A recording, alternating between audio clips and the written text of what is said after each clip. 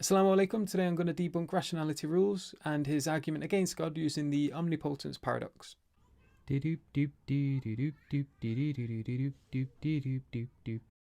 what is the omnipotence paradox? Well, according to rationality rules... This crushes the most popular definition of omnipotence. Well, does it really? So what we're going to do is let him give his argument. What I'll then do is once he's given that, I'll begin to refute it. As observed by the 12th century polymath Averroes, one can prove that the very concept of omnipotence is self-contradictory by asking the simple question, can an omnipotent being create a stone so heavy that it cannot lift it? If the answer is yes, then the being's power is limited because it cannot lift the stone. But if the answer is no, then the being's power is limited because it cannot create the stone. And hence, an omnipotent being cannot exist.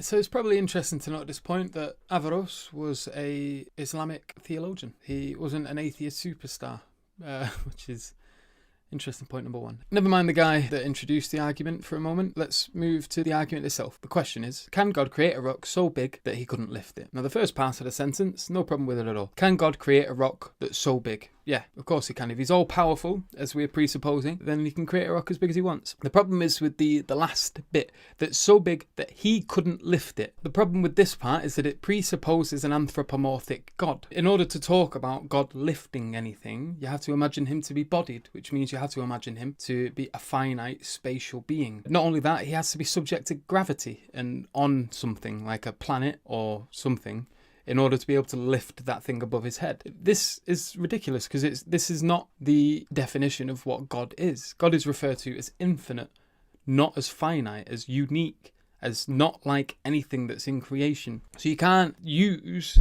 words and terms that we associate with created finite beings, such as lift, and then try to apply that to an infinite being that is unique. Terms like lift can't apply to it, again, because they presuppose all these terms, Allah or God is the source of and isn't subject to, i.e. space, time, gravity, things like that. The second problem arises when you look at the terms and what is actually being asked in the question. So when you think of God as the infinite, as what he's defined as, and what is presupposed in this question in order for this question to make any sense at all, and if you then look at the stone as the finite thing or a finite thing, this whole question becomes quite problematic, because what it is actually asking in that case is, can the infinite create something finite that is so infinite that it's more infinite than the infinite, which is technically what is being asked. Can God create a rock that itself could overcome God? Can an infinite thing create another thing that we're still referring to as a finite thing, which is what a rock is, but make this finite thing simultaneously be infinite, which is a contradiction in terms, and I'll make note to what Rationality Rules mentions earlier on in this very same video, which helps make my point clearer.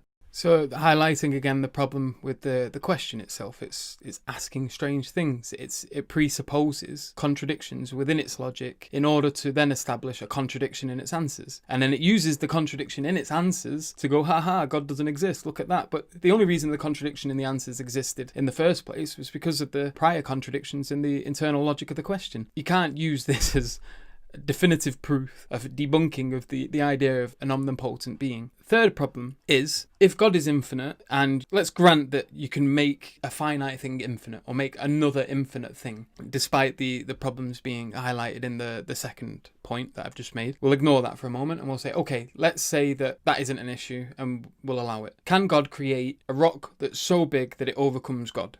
In other words, can God create another infinite thing that's more infinite than him? Why is this an issue? If you've allowed the first contradiction and you ignore it, there's another contradiction that arises straight away. Can there be two infinites? Now, mathematicians, they would argue yes, there can. They use things such as, oh, well, if you've got a never-ending set of numbers from 0 onwards, that number is infinite. It goes on forever. And then you can have another infinite set, which is every number going from 0 onwards forever without an end, but also every number going back from 0 onwards forever without an end. That this technically would have to be double the size of the first number. And so you have two infinites, the one infinite being larger than the other. Now, the problem with this is that this is not something you would refer to as infinite. And if you want to refer to this as infinite, It's not the same use of the word as you are using when you're talking of the creator of all things, or of an infinite source, the being, God, Allah. These are two different ways of using the word. First of all, why? Well, in the mathematics term, there's always a start point. So there's a beginning. You set limits. First of all, we're only talking numbers here. We're not talking about consciousness. We're not talking about light. We're not talking about gravity, earth, things like that. We're not talking about anything other than this abstract idea of numbers which have a starting point, and then you say then they don't have an end. This is a limited idea. You've put limits on it straight away. You're saying, well, first of all, we're going forward in steps of 1. So every time we add a number, it's +1, +1, +1. That's a limit. You can change the limit, but you're still limiting it. So what you're talking about isn't the infinite. So say you have infinite A and infinite B, and you're saying that these two infinites are distinct things. God and the rock. They have to be distinct, because otherwise the question wouldn't make sense, because it needs to understand this as two things, two separate things, one overpowering the other. Now, are they infinite? Well, if infinite A does not include infinite B, then it is limited because it doesn't include that. And the same could be said the other way around. If infinite B does not include infinite A, then there is a limit on both of them, and therefore neither of them are God. It's not talking about anything infinite at all. It's not talking about an omnipotent being here. It's talking about a finite thing that happens to be able to create. And he says all of this in the same video that he mentions the law of non-contradiction. A thing cannot be A and not A simultaneously. If something is infinite, it's by definition not finite. If something is finite, it's by definition not infinite. You might as well be asking God to create something dry that's the wettest thing ever. Which one do you want? Do you want something dry, or do you want something wet? Do you want something finite or infinite? Black or white? You can't ask for two opposing things simultaneously. And if you ask for two opposing things simultaneously, and then you realise that the answer becomes problematic, it's not because you're being clever, you're asking a silly question.